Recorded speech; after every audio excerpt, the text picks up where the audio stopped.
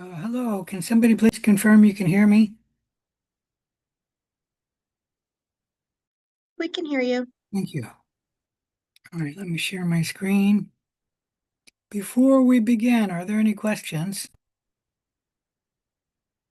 Get out of here.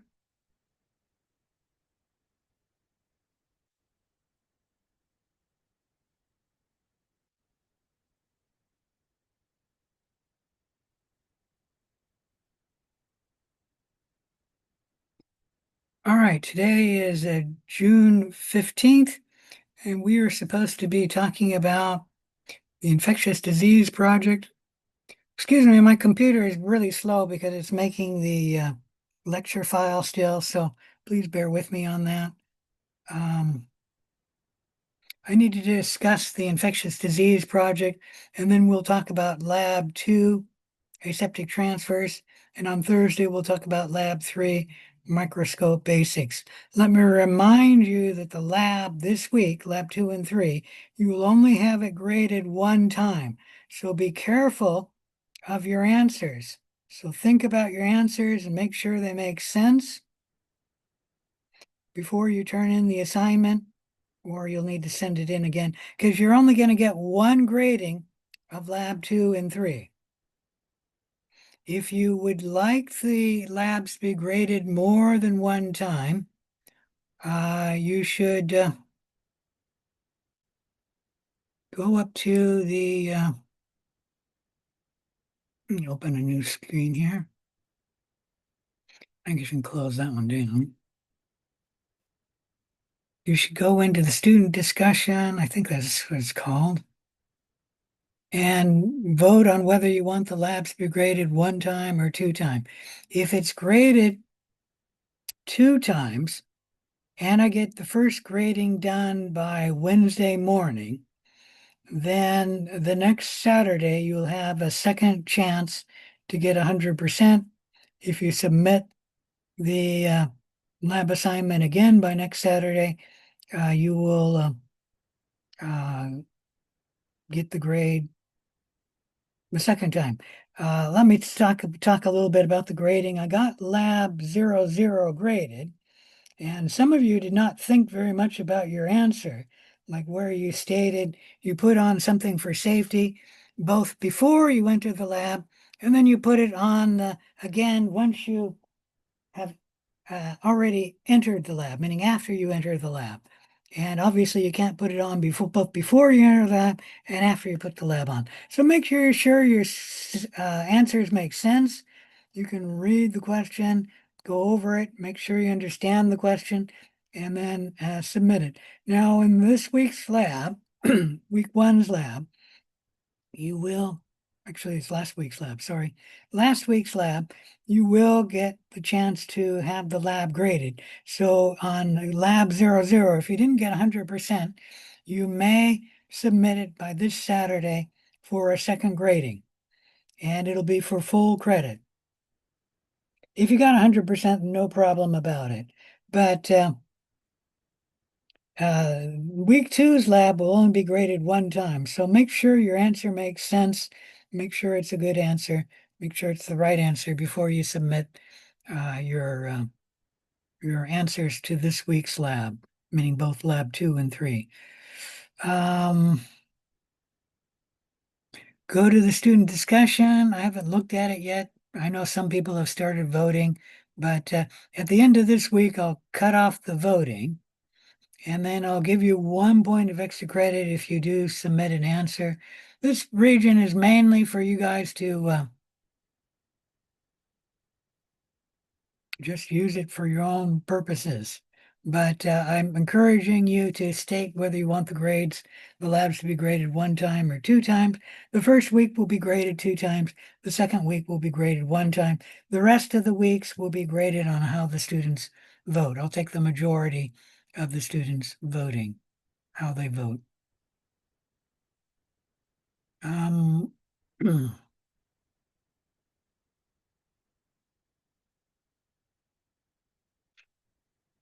oh, for lab 01, I have not started grading it yet, but I'm hoping to get it graded tonight and tomorrow morning.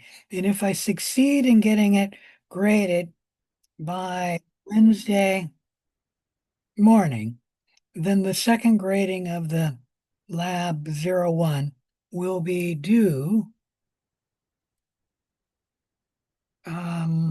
this Saturday. If I do not complete the grading of lab 01 by Wednesday morning, then the due date will be postponed, not this Saturday, but the following Saturday. Any question about any of that? All right. Sorry, I came in a little late. I didn't realize I was on meeting 5 still waiting for you to accept me in. But I was just could you just repeat that last sentence that you said? Um, for this week's lab, week 2, all the labs will be graded only one time. So make sure your answers are correct. Make sure your answers make sense. In week's 1 lab, they will be graded 2 times. And lab 00, I've got it graded. So the second grading will be due this Saturday. Now, lab 01, I have not started grading it.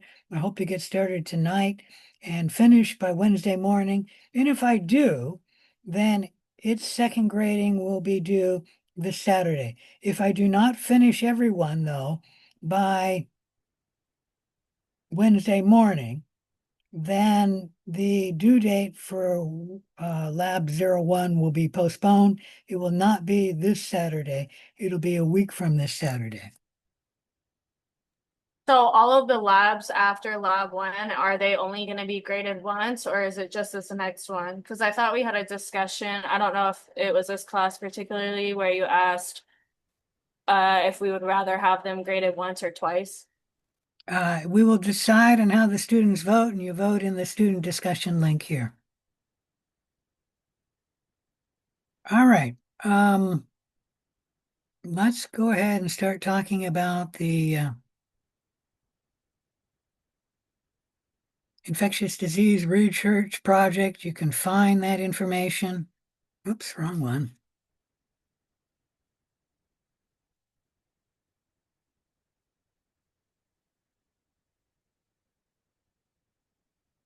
I think it's under week 2 lab.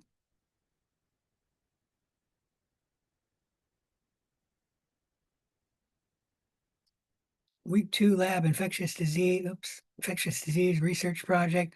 I'm not going to open it there because it'll show better if I open it from my own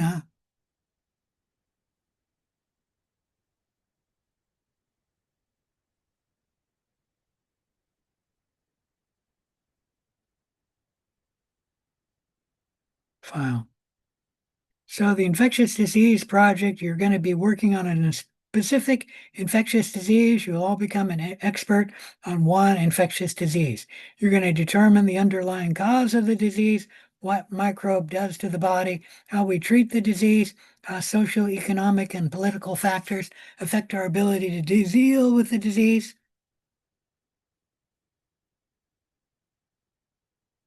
You're going to pick an infectious disease and check with your instructor about that disease. If no one has your disease, and your instructor agrees with it, you may work on that disease. So first, email what topic you want. And some people have already emailed me. If you email before Tuesday, I'm going to ignore it. It has to be an email sent today to request an infectious disease project. So email it starting today.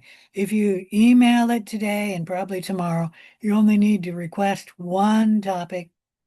But if you do it later, you should probably request 2 topics in case your first topic has already been chosen by someone else. Everyone has to have a different topic, although some of the project I will split into different groups, like I mentioned, malaria. I'll talk about the disease by which organism, which parasite causes the disease, and there's 4 or 5 different species which cause malaria, and they're slightly different diseases.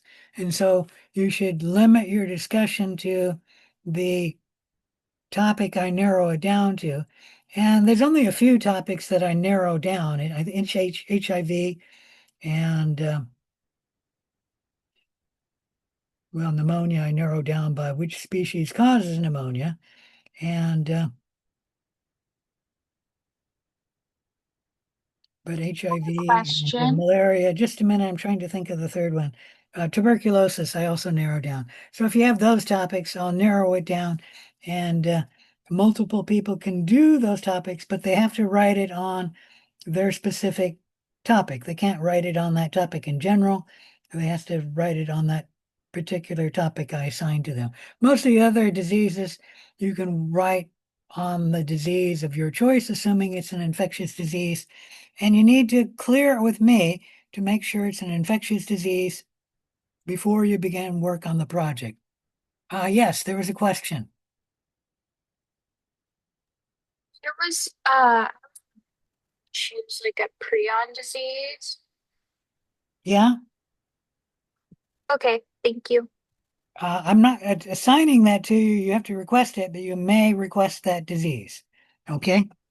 Okay, thank you. All right. There are a few infectious diseases which are not communicable, like botulism. It doesn't usually spread from one person to another, but it is an infectious disease. Most infectious diseases are communicable. Oh, another one that I split is the flu. I split influenza into influenza A, influenza B, and influenza C. They are slightly different, the diseases.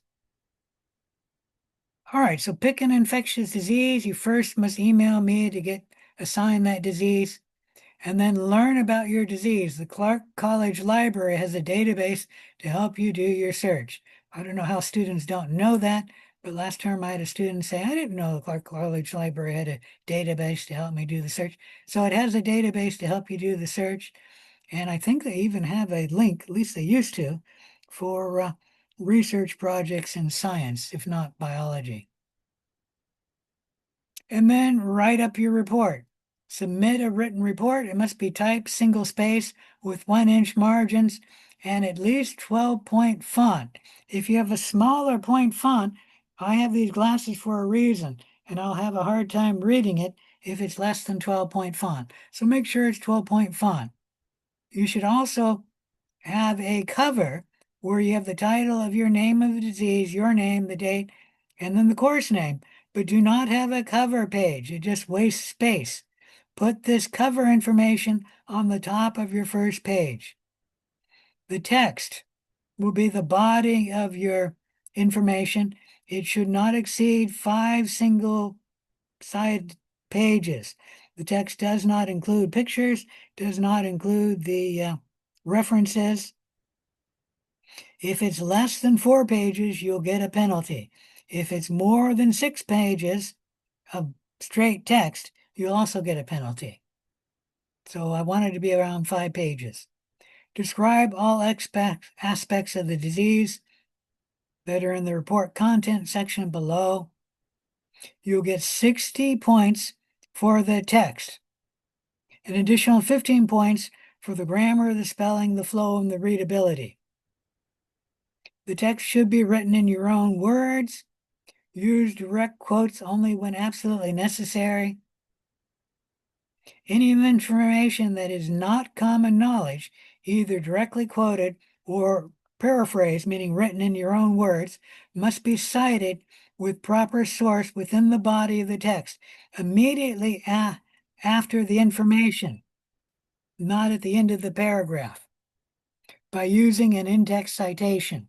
There is one exception to that, and that is if every sentence in the paragraph you're citing the same source and all of the in-text citations are the same, you don't need to have the in-text citation after every single sentence. You need to only have it in one place at the end of the paragraph.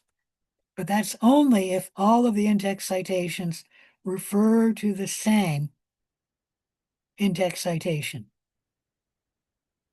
Failure to do this results in plagiarism, which your score will be reduced to 0 if you do plagiarize on this report. Remember, any information that's not common knowledge, you should have an in-text citation stating where you got that information. Like if you were to say something like, the flu kills a lot of people every year in the United States, that's common knowledge. But if you say something like, influenza A killed, let's say it that way, killed, I don't know, something like 2011 people last year in the United States alone. That's not common knowledge. You must have an in-text citation. Any question about any of that? All right. An in-text citation uses this style. The author's last name, comma, and then the year, and then comma. And so let me show you that.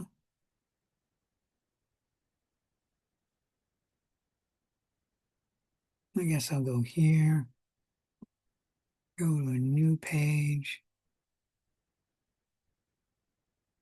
So here you have your information. We'll just go X.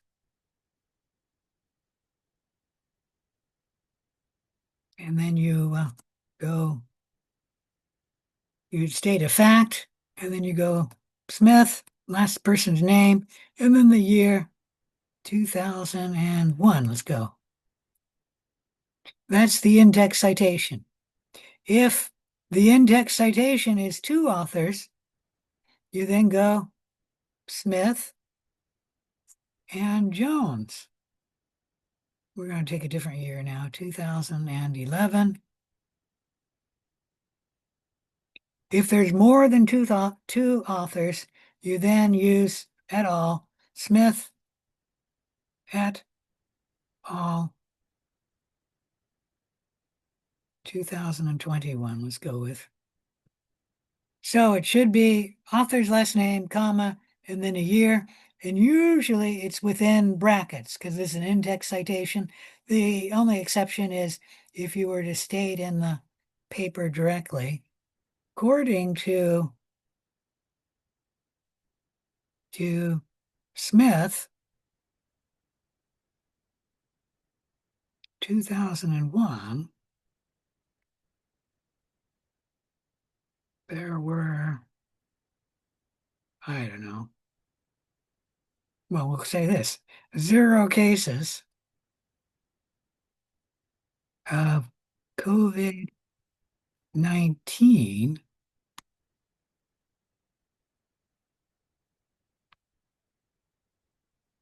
guess that should be 2025.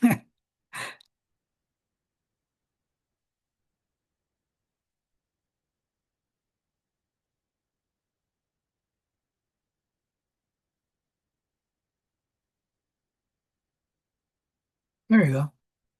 So here you're using a in-text citation directly in your sentence.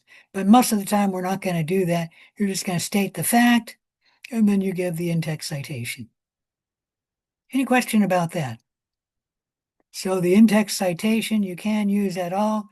In the end of the text, you then have a section you call references, and these are the full references. There should be 1 reference for each in-text citation. Here you give the full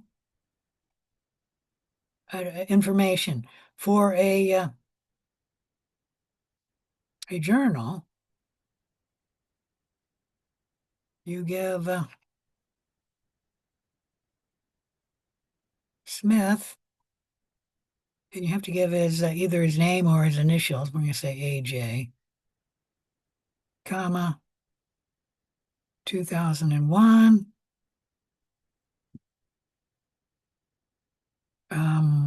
We're going to say Science Magazine.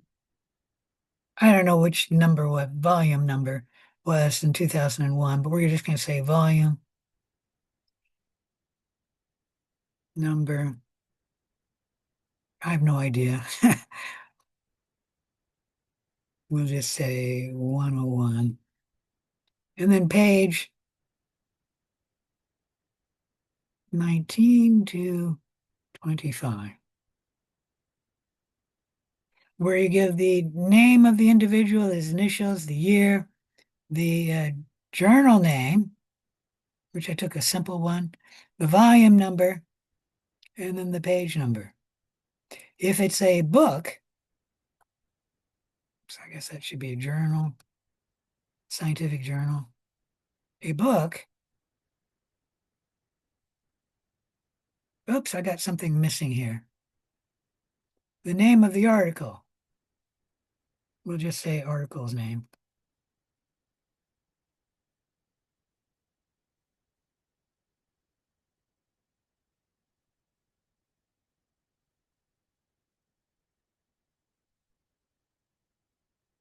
For a book,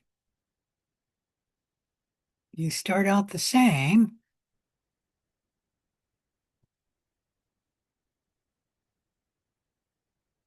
Then you give the name of the book, editor of book,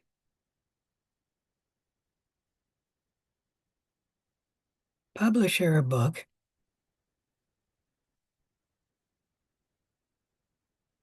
and city of publication.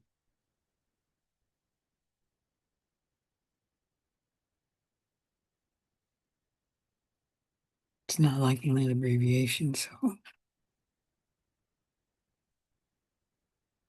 Is that right?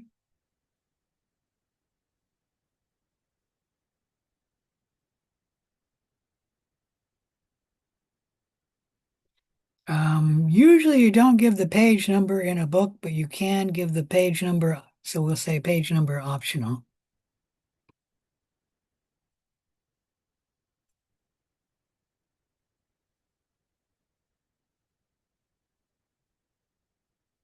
For a web page,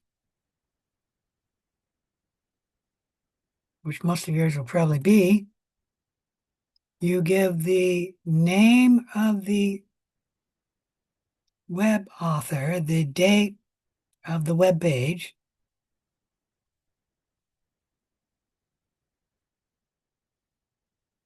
the article's name, which is the name of the web page,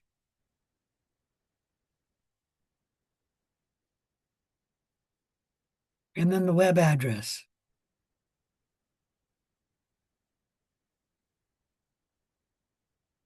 If you don't know the author's name, then you say something like no author.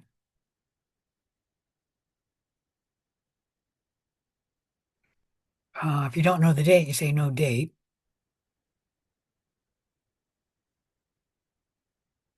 And you can still give the article's name and address. And then what do you call it? There are different aspects for what you do for something like this. If it's a short article name, you can give the main part of the article's name. If it's a long article's name, you have to come up with another naming convention. But it's then a little difficult too if you don't have the author. What do you do for an in-text citation? And I don't remember what you do for an in-text citation. I'll have to look that up. If anyone knows, you can state it. I just don't remember what you do for an in-text citation. For a web page, sometimes you can get the source information, like the author and the date, from going to the source information of the web page. Let's see if I can do that. View page source. I right-clicked on the page, and this is going to have a whole bunch of garbage on there, but you have to look very carefully, and sometimes you can find the author's name up here, as well as the date. If you have the last, what do you call, updated date for the web page, you can put that for the year. And if you don't have any of that information, and what you usually do is put the date you accessed it.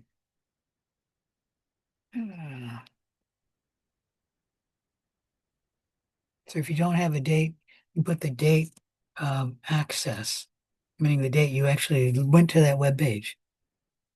Any question about that? I know there are websites where you can copy and paste information like easybib.com. Can we just do that and copy and paste it into our research paper? You're talking about the references? Yeah, when we're Research citing. paper.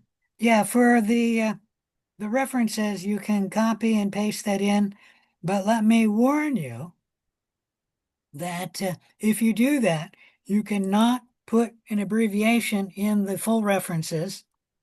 Oh, okay. Just a minute. So where you go, Smith et al. Oops. You cannot do that in the full references. You need to spell out every name of the author in the full references. The exception is, and I hate to say it because you'll think this is an exception, if there's 8 or more authors, you may use et al. And then you have to spell out 7 of the first authors and then say et al. And then give the last author. So that's the only time you can use et al. In the full references. So if Okay. you use some computerized way of getting the references, note that you have to go in and get all of the authors' names. You can't use et al. In the full references. Okay, and you wanted us to send the disease we wanted to research in the Canvas inbox, right? To you? Yeah, you could do the regular email, but I won't check it more than twice a week. And so somebody will probably beat you for that topic. So it's best to use the Canvas email. Okay.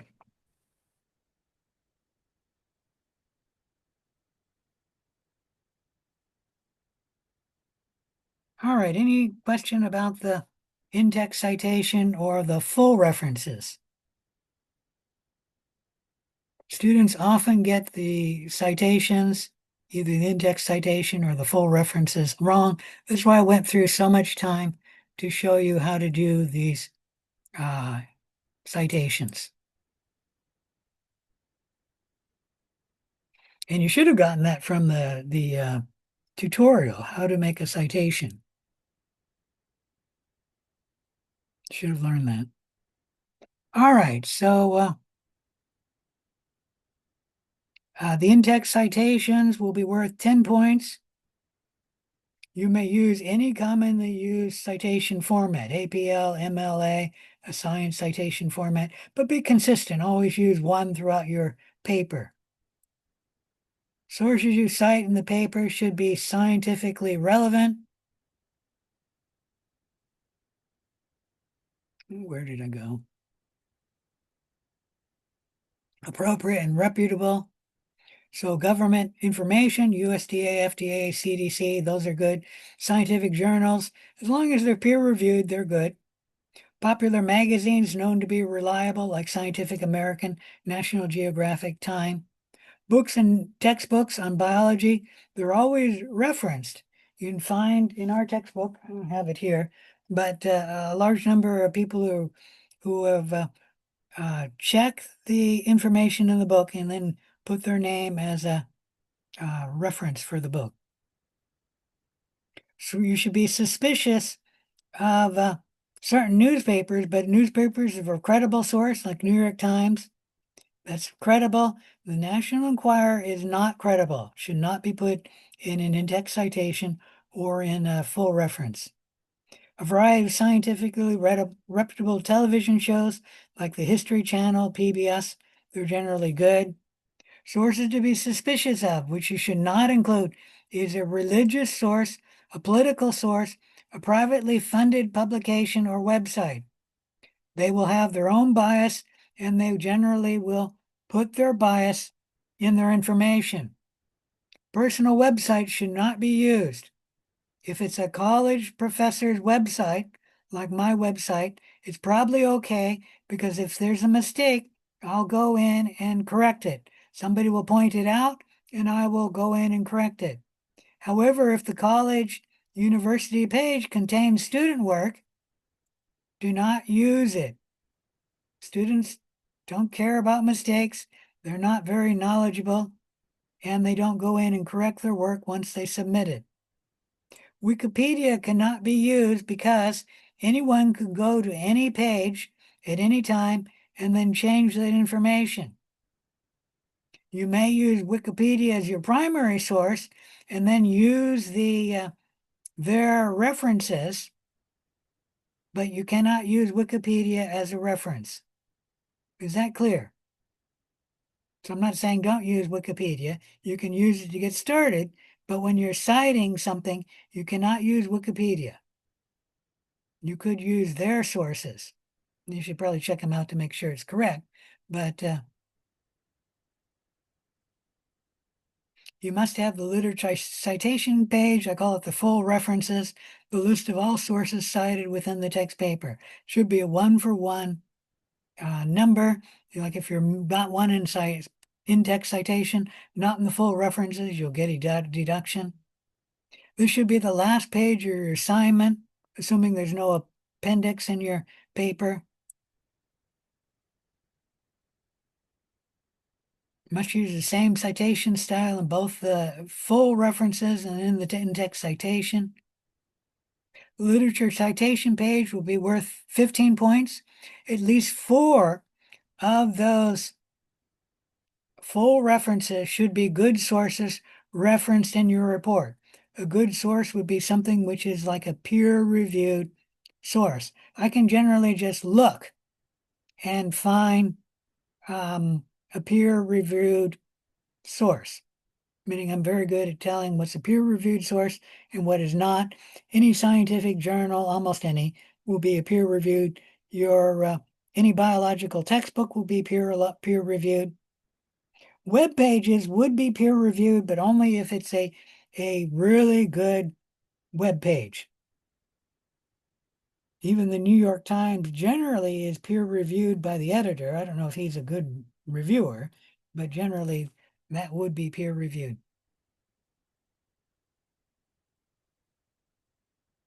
So at least 4 unique good sources. The final report should be submitted in Canvas, attached either as a docx, an MX Word file, an RTF, rich text formatted, or a writing format. That's Microsoft Word. It will be checked for plagiarism. You cannot submit it as a PDF file because the plagiarism checker has trouble with the PDF files. Almost any word processor can save it as either a rich text format or even a text format. I think you can submit it as a text format. So submit it at that if you can't do Word or whatever the new form of Word is. Actually, that's Word, right? MS Word. So this would be like early Microsoft Word, and that's later Microsoft Word.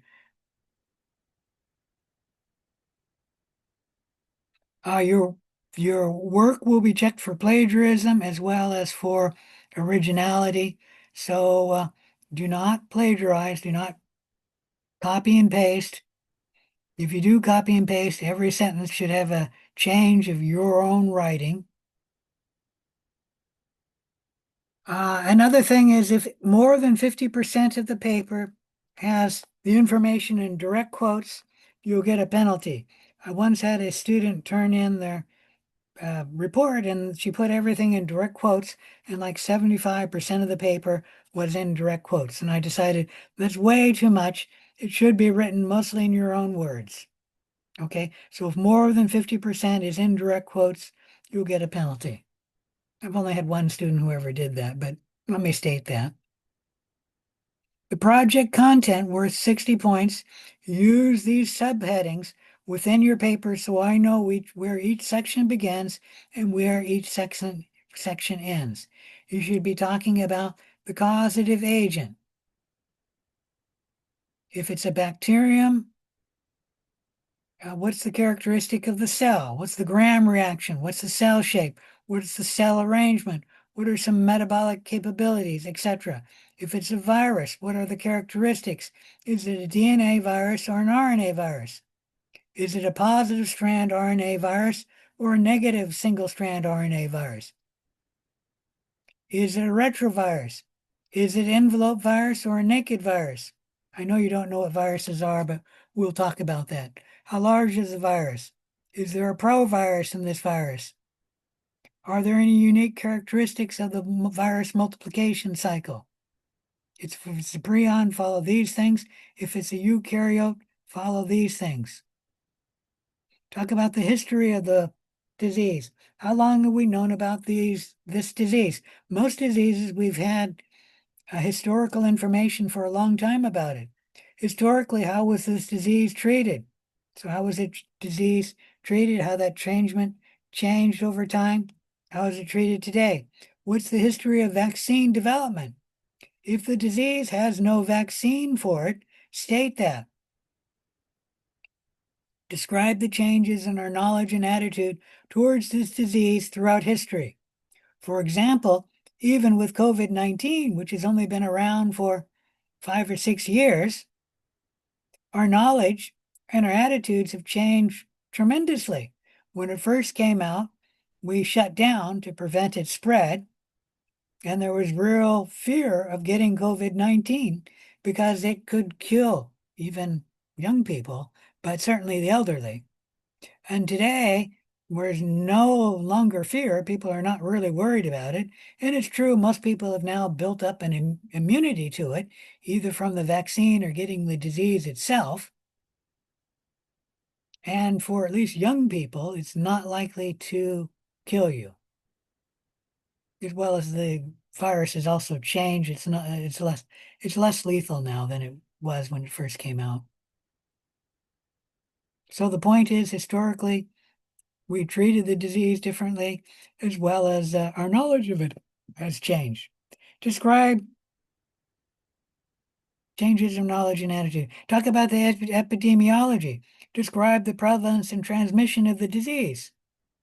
Like malaria is spread by bites of mosquito, Aedes aegypti, or some family of Aedes. Some species of Aedes, I should say. Where in the world is it prevalent? Malaria is found mainly in the tropics, but it can be found in the subtropics. Like, for example, I think it was last year, but maybe it was 2 years ago, we had malaria actually spreading in at least 3 states in the United States, Texas, Florida, and I think the other was North Carolina, but I could be wrong on what the third state was. And that's because we have, along the Gulf states, Aedes aegypti, which can spread malaria. And the malaria mosquito was actually biting people who had malaria and then spreading it. How the malaria came to this country was somebody went to the tropics, picked up malaria, came back to the United States, and then they got bitten by a mosquito in the United States, spreading the disease. If you're wondering, there's no malaria, has never been in Washington,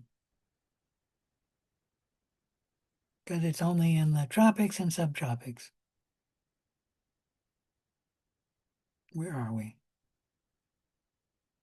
How many people currently infected? What's the rate of new infections? What are the rates of morbidity and mortality of the disease? What are the reservoirs of the pathogen? What are the modes of transmission? Talk about the pathology of the disease. Talk about the response and treatment of the disease. Talk about socio, political, and economic considerations. If you're missing these headings, you'll get -6 points because there's 1 point for each heading.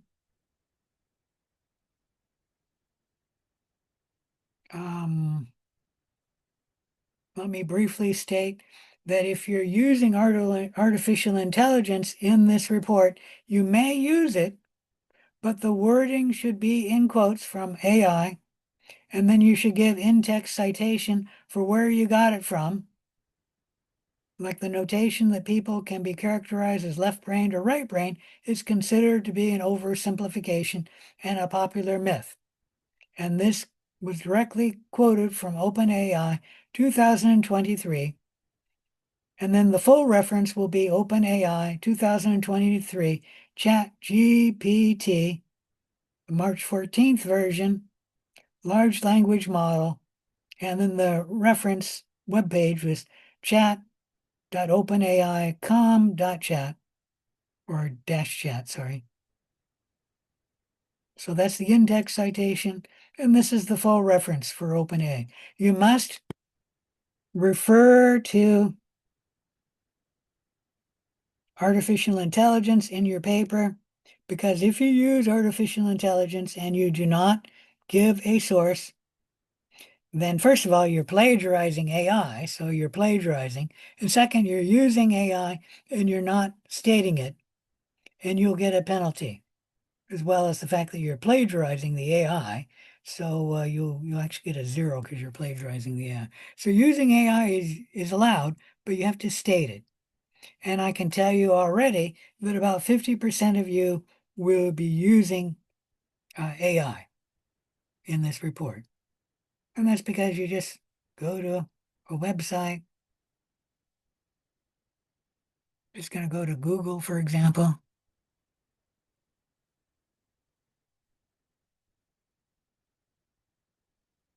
And I'll put in a question like, how many people in the US got COVID-19 in 2023? I know they'll have this number. They probably have 2024. And it didn't give me OpenAI. Not available for this search. All right. Let's remove that and see if it comes up. Not here too.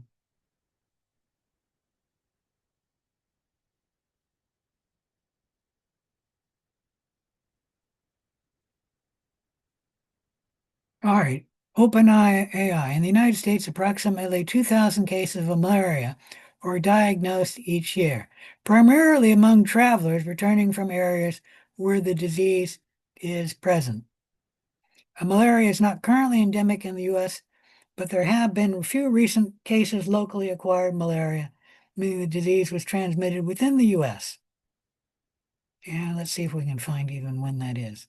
In 2023, there were some cases of locally acquired malaria in the United States, mainly in Florida and Texas, but there was, at least in 2023, at least one case in another state. I think it was North Carolina. So you should state that. And this is simply the AI from Google. Okay, any question about any of that?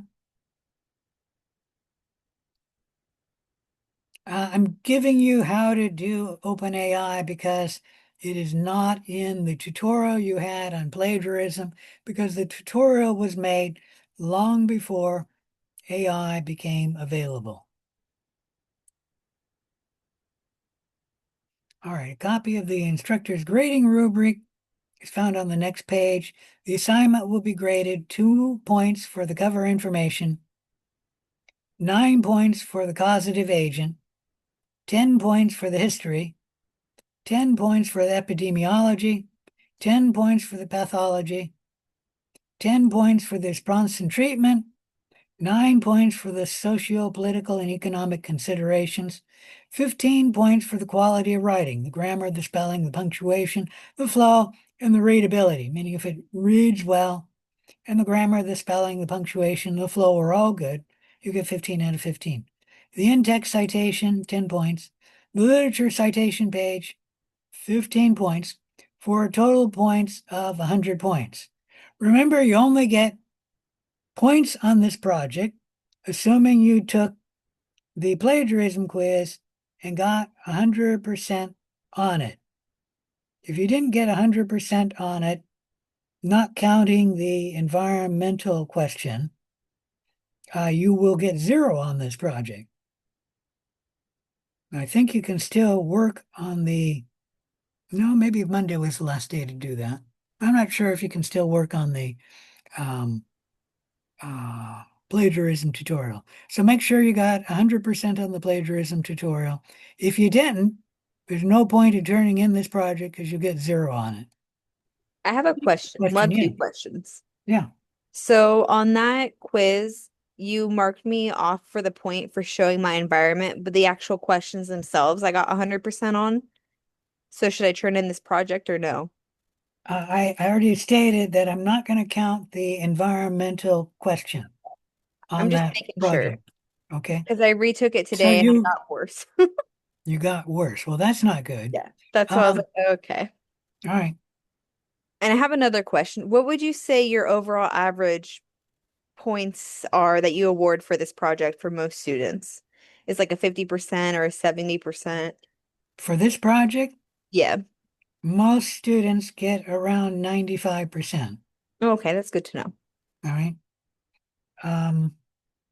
Usually the deduction is in the references or the in-text citation. Very rarely do I mark down like the English or the grammar is bad, or the spelling is bad. What else?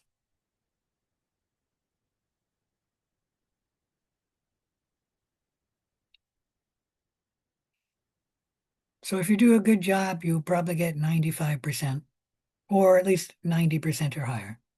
Okay. Gotcha. Thank you.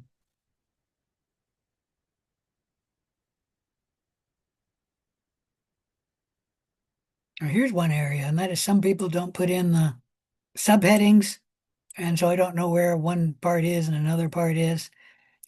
In which case you're going to be minus 6 right away for that. All right, so this is how I'll be graded. Any question on any of that?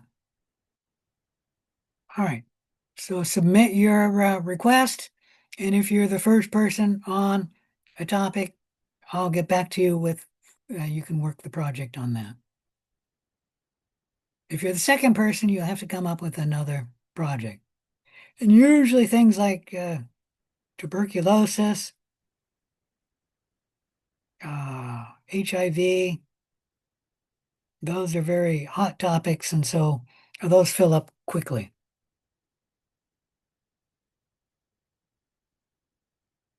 All right, let's go to the labs.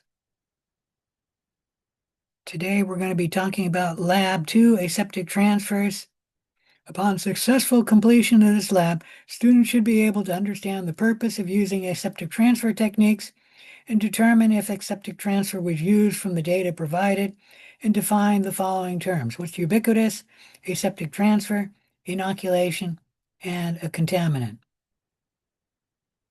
So remember, Louis Pasteur came up with the concept of aseptic transfer, and that was he obtained a pure culture, and he did it very difficultly, where he was using liquid cultures, and what he did was many different dilutions, and then replicated each dilution at least 10 times. And if only one tube of that one dilution came up with growth, and 9 other tubes had no growth, he correctly concluded that that one tube was likely to be a pure culture, meaning cells of one species were growing in that tube. That was a difficult way to do it. Dr. Koch invented an easier way of getting a pure culture, and that is he streaked out cultures on a solid media, meaning an agar plate. And the first time you streak it out and you get an isolated colony, only 70% of those colonies are pure, meaning they have cells of one species and only one species. About 30% of those colonies are mixed, meaning they have cells of more than one species. And what he did was he took from one isolated colony on that first plate and then streaked it out again on another agar plate to get isolated colonies. And the cells he sent through 2 isolation events, meaning he obtained these cells from 2 isolated colonies, one after one streak on a plate and the second after a second streak on a second plate. The chance of getting a pure colony is greater than 95%. You never have a 100% chance, but it's greater than 95%, and that's good enough for microbiology. And so if you streak out cells through 2 colony isolation events, you're likely to get a pure colony. It's only about 95% or higher chance that it's pure, but that's good enough in microbiology. Any questions about any of that?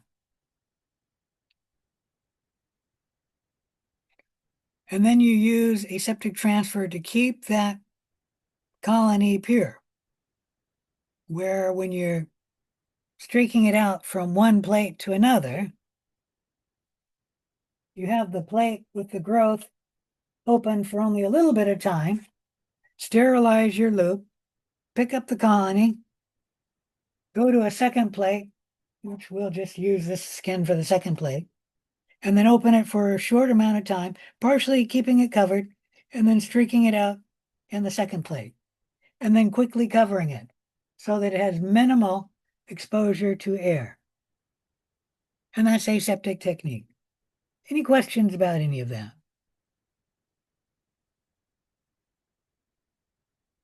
So follow the lab safety protocols.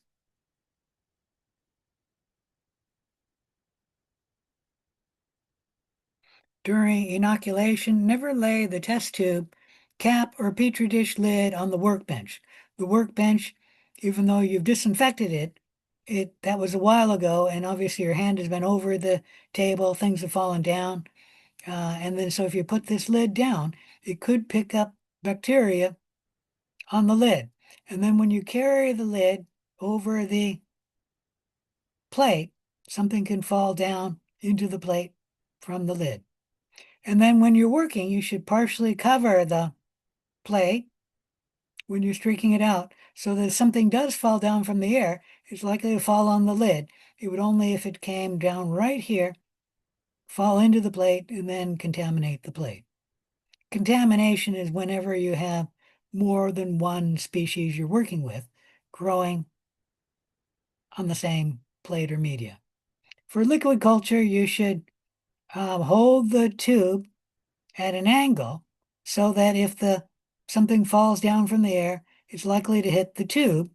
You'd have to fall specifically at this degree angle right here to get inside the tube. So only this little bit here. And it's obviously, let's pretend this is a petri dish. If you're holding it like this, anything falling from this region will get in the petri dish. If you're holding it like that, instead of all of this region being exposed, only this region from here to there would be exposed, much less area. So you should hold the tube at a angle, and I can't really do this very well. We're going to pretend this is the cap. So you should hold the tube at an angle, and then hold the cap with your pinky, and then this is the loop, go like that. And that way you keep the cap sterile. You don't put it down on the table to possibly pick up organisms. And then obviously you do this as quickly as you can, having the plate open or the tube open for as little time as you can. In order to inoculate, transfer cells to a new sterile media, we make sure that we sterilize everything we can that can potentially contaminate the sterile media. And that's why we use a Bunsen burner or a Bechtel incinerator to heat up the loop. And then we use this loop as a tool to sterilize it and then cool it before we go into our stock culture to take out the cells and then add them to the sterile media. Any question about any of that? All right, here's an overview of the terms. So learn the terms and then do the laboratory exercise.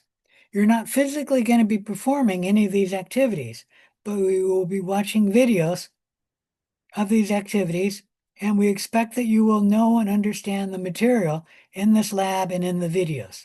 In procedure 1, we're going to be transferring a sterile liquid using a glass serological pipette.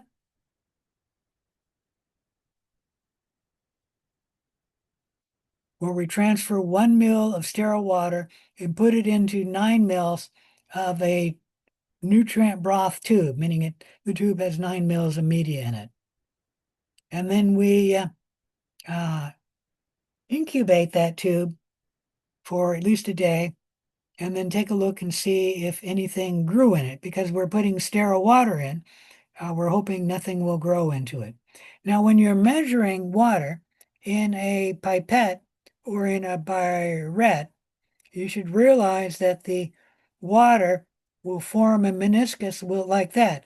It won't be flat across the surface. And how do you read the meniscus? Do you read it at the top of the meniscus, the average of the meniscus, or the bottom of the meniscus? You guys should have had that in Biology 160. Can anyone state how you read the meniscus?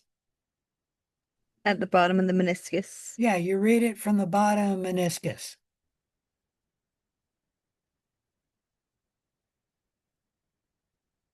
So in procedure 1, we have a tube of 9 mils of media like that, and it looks like that, and it's clear because it's sterile, there's nothing growing in it. And then we add 1 mil of media using a sterile pipette and sterile water. And then we have this table for looking at our results and making our conclusions. For procedure 1, if the nutrient broth is clear after it grows, no organisms are growing in the broth, and you can conclude that aseptic transfer was successful. For procedure 1, if the nutrient broth is turbid, meaning hazy or cloudy, organisms are growing in the broth, and aseptic transfer was unsuccessful. And then for procedure 1, we have a tube shown here, and you can see whether it's turbid or clear. And then P1 stands for procedure 1, where we added sterile water. And then answer question 0 and question 1. Question 1, describe the initial clarity of the nutrient broth prior to inoculating, adding the water. And was it clear or turbid? And then 1A, describe the clarity of the nutrient broth after inoculating with sterile water and after overnight incubation at 35 degrees C. Let me blow it up a little bit. Was it clear or turbid? So answer clear or turbid. And 1B, based on these results, what conclusion can be drawn? Your conclusion must be wording similar to the table above, or use the exact wording of the table above. You cannot use other wording or discuss it in other terms. You must be similar to the wording above, meaning you must talk about the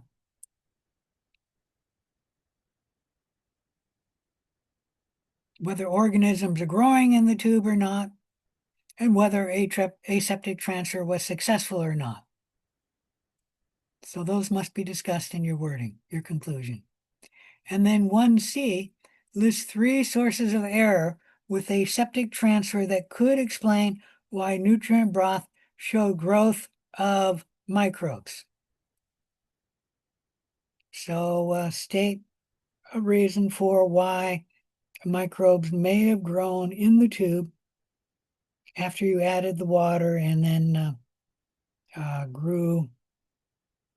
incubated it overnight at 35 degrees C. Any question about any of that? All right, for procedure 2, we are also using the liquid media, but instead of adding a mil of water, we're transferring a sterile paper disc using clean forceps. Forceps are not really sterile, but they are greatly cleaned. Okay? And what I mean by that is you can't put it in the flame to get them red hot because you wouldn't be able to hold the forceps, but you can dip the forceps in alcohol, which will clean the microbes off of it, and then you put the alcohol in the Bunsen burner or in the incinerator to catch the the alcohol on fire and it'll burn, let it burn off. And then you cool the forceps, pick up the sterile paper disc, put it into the sterile media, the tube that has 9 mils of media in it to it, and then incubate that overnight at 35 degrees C in the incubator. And there we have the tube you added the paper disc to. Use this table for your results. If the nutrient broth is clear, that means the conclusion is no organisms are growing in the broth. Aseptic transfer was successful. And if the nutrient broth is turbid, hazy, or cloudy, organisms are growing in the broth. Aseptic transfer was unsuccessful. Here we have the tube for procedure 2, and there you can actually see the paper disc in the bottom of the tube, and then answer the questions to 2 below. Describe the clarity of the nutrient broth after inoculating with the sterile paper disc in overnight incubation at 35 degrees Celsius. Was it clear or turbid? And write that answer there. Based on these results, what conclusion can be drawn? Once again, use your table to get your conclusion. And your conclusion must use wording similar to the table above. Any question about that? All right. So procedure 1 and 3, we're using putting something into a liquid broth tube. We have a little video here on demonstrating proper aseptic technique. Let's take a look at that. I think that's using a broth, but I don't remember. For procedure 3, you're going to be transferring Serratia marcescens into a broth. And for procedure 4, you're going to be transferring Serratia marcescens onto a solid agar slant. For procedure 3 and 4, watch the following video demonstrating how to correctly transfer from a stock culture to a sterile broth and a sterile agar slant. So watch a little video there. You should note some questions about this second video. You only need to watch it to 4 minutes and 23 seconds, then you can stop the video. The bacterium they're using is E. coli, which is a non-pigmented bacteria in the video. In our procedure 3 and 4, we're using Serratia marcescens, which is a pigmented bacteria, which has a red color. So you should note that difference. And then there's an error in the video where the instructor who was showing you the video actually made an error sometime between 3 minutes and 5 seconds and 3 minutes and 20 seconds. Do you know what the error is? And hint, you can hear some sizzling when he puts the loop into the E. coli. And that shouldn't happen. So what error did he have there? You don't need to write it up, but you can if you wish. In procedure 3, like I said, you're transferring Serratia marcescens into a sterile broth. You should note that sterile marcescens is pink when it is grown in a broth culture. And broth cultures are problematic because it's difficult to determine if contamination has occurred because all the cells mix together in a broth. There are no colonies that form in a broth. And so if you have slight contamination, you would not know it because the Serratia marcescens will be the major cell in the broth, and it will make the broth a pinkish color. So you would not see slight contamination. If there was major contamination, the broth probably would not be pink in color, in which case you would note that there was contamination. All right, let's talk about procedure 3. In procedure 3, use this table to check your results and get your conclusions. If the nutrient broth is clear, no organisms are growing in the broth is your conclusion, and aseptic transfer was unsuccessful. If no organisms are growing in the broth, why for procedure 3 was aseptic transfer unsuccessful? Whereas for procedure 1, if no organisms are growing in the broth, aseptic transfer was successful. So why is the switch in procedure 3? Can anyone answer that?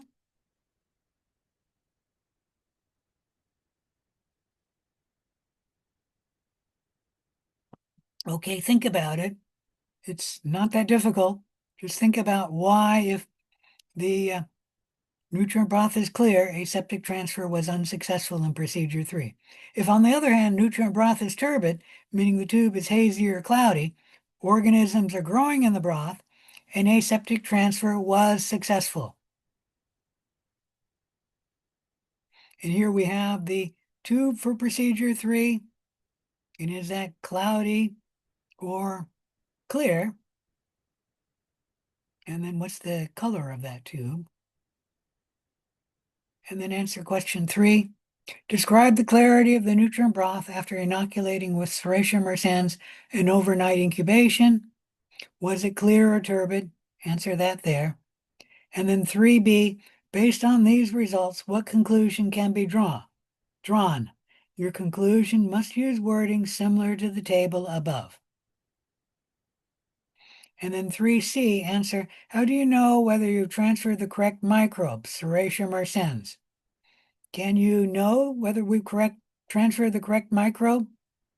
Is Serratia mersens growing in the tube? Can anyone answer that? Right there, it's telling you whether Serratia mersens is growing in the tube or not. Yes. Yes. And then you should kind of discuss why. All right. For procedure 4, we're going to be using aseptic transfer technique to transfer Serratia mersens to a sterile agar slant. Serratia mersens, when it grows on solid media, will be colored red. And there's the solid agar slant. We're going to be transferring it into right there. What you do is you get your loop, sterilize it in the flame or the incinerator, cool the loop, pick up your cell sterilely from the stock culture, and then streak it on the slant, making S-like movement on the slant, streaking it like that. And if you get growth, let me blow this up. If you get growth outside the slant, like let's say we have a colony growing right here, not on the slant, that's probably a contaminant. If you have a growth on the slant, which is not red, like this region right here is not red, that also is a contaminant. So when you're growing things on a solid media, it's much easier to detect contamination. And minor contamination can usually be discovered when it's growing on a solid media. And that's because the growth forms colonies, and if there's a region which is not red, that's obviously not Serratia mersens, and so that would be a contaminant. And then again, if it's a drop or a colony grown off of where you streaked, that also would be a contaminant. And hopefully that fell from your loop, not from the air. And so if it's red, it's probably okay. But if it's not red and growing off where you streaked, then that is probably a contaminant. Interpretation of results. Use this table once again for procedure 4. If the slant does not show confluent or colony growth, no organisms are growing on the slant, and aseptic transfer was unsuccessful. If the slant does show confluent or colony growth, organisms are growing on the slant, and aseptic transfer was successful. So right here we have the slant, And there's so much growth growing, you don't even see it on the streak, but you can look at it and see that this region is grown.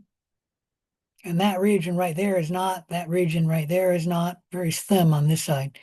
And so the region that was streaked, we do have growth. And if we have growth, why is that meaning aseptic transfer was successful? There's no contamination there? Well, there's no contamination, but we expect growth because we put cells on this land, right? So aseptic transfer was successful. And then there's no region that's not showing red.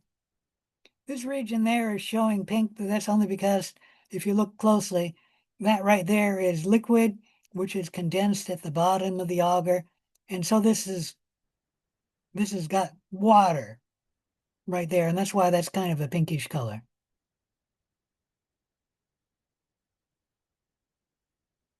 But the point is that aseptic transfer was successful because we did get growth from the cells we put in here, and none of this is non-red.